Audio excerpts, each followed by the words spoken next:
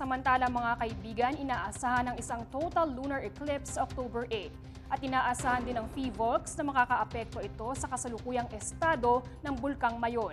Alamin natin kung paano ito sa ulat ni Rema Peñaflor.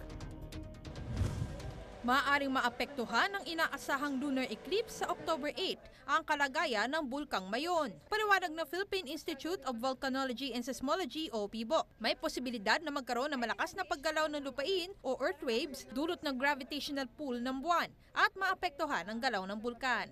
Hindi necessarily na nagko-coincide ang maximum earth tides sa phases ng buwan. So, I would rather say na kung tidal maximum, pag lunar eclipse, pwedeng maka-impluwensya siya.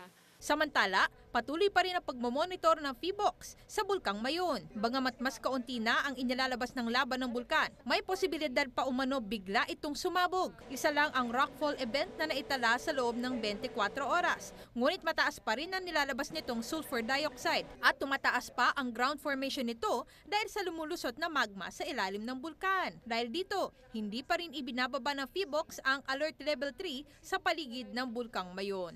We're keeping a very close watch over this land. Mas madihirap ito sa atin kasi merong ugali ang Mayon talaga in the past kung saan naglalal siya bago siya pumutok ng malakas.